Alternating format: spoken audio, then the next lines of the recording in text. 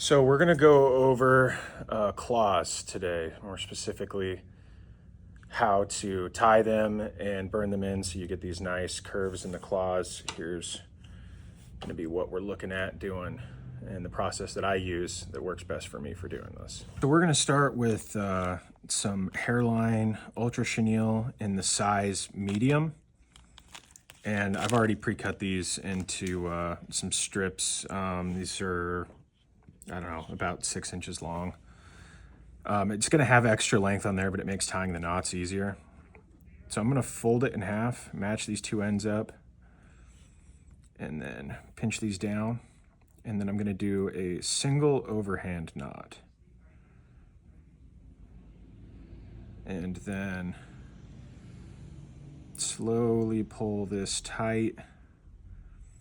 And you're gonna see that this has a tendency to bend towards one direction or the other. So whichever way it's bending, I'm going to keep that up and twist these two legs. So see how they're on the same plane like this right now? I want the legs to be perpendicular to the claw. So I'm gonna take these two, and then as I pull it tight, I'm gonna rotate them. So you see you've got both of these legs flat like this, and then the claw is gonna be like that. Once I do that, I'm gonna pinch and hold the claw in place, and I'm gonna pull on each one of these legs just to make sure that this knuckle joint is nice and tight, and that's kind of what we're left with there. So then I'm gonna cut the top of the loop open, and then I'm gonna prep my measurements. I like to measure where I cut my claws so that I have the same length claws across all of my flies. I really like to keep things consistent. So I do my claws, this top portion here is gonna be longer than this short portion, so I measure this top portion here. And so I usually do about 1 centimeter. So if I mark down 1 centimeter on the paper here, and then I take this top portion, this top one here, I spread it open here, and then I'm going to measure from the knuckle joint out with those marks, and then I'm gonna go in and cut it at 1 centimeter, like that. So after I get that top one cut, I don't bother with measuring the bottom one.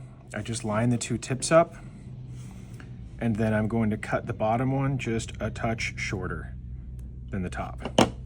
So then that's what we're left with.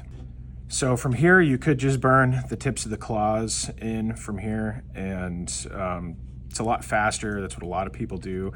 I like to put in a little bit of extra effort to make sure that it all turns out pretty. So what I'll do is I'll take each individual section of this claw, and I'll pinch those fibers down, and then I will trim a taper in the material.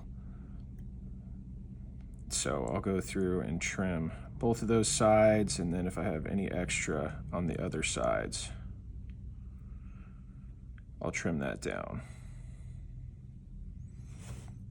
So you can see the difference between the bottom and the top one. It's not a huge difference, but pre-tapering it a little bit like that will help you get a nice sharp point that you can get to curl. So I'll do that with the opposite one.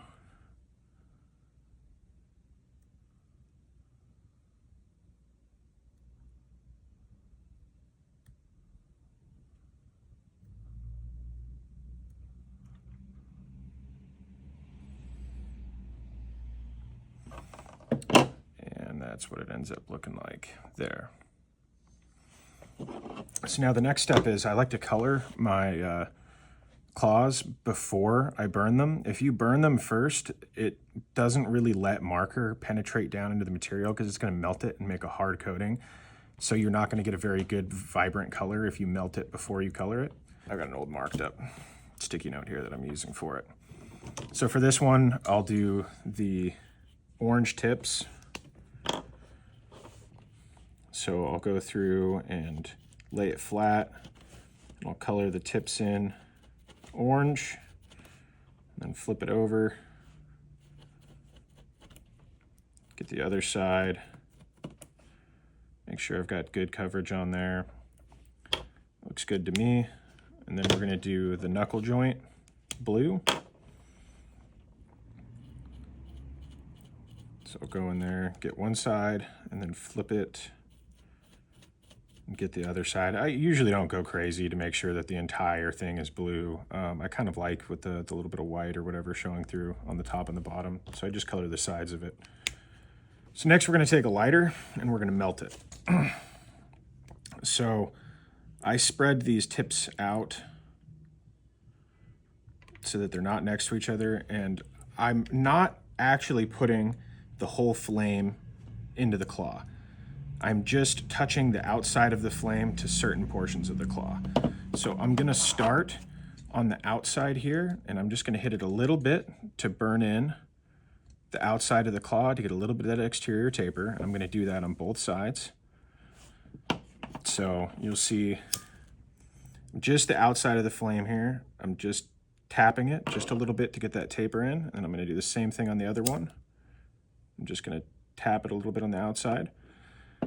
And now I'm gonna do the insides. And you have to be careful doing the inside, because once that you start burning one of these, you wanna make sure you're not accidentally burning your other claw. So I usually start with the longer one. I fold the short one back out of the way. And I make sure that your claw is lined up properly with the tag ends of the arm here so that your curve is in the correct direction. And then you're gonna just tap the inside and just slowly keep tapping it, and it's gonna start to curl like that. And so now I'm gonna do that with the opposite side. Open up the claw bit here. Now we're just gonna tap the inside edge until we get a nice curl in there. And that's how I do the basics for building the claw.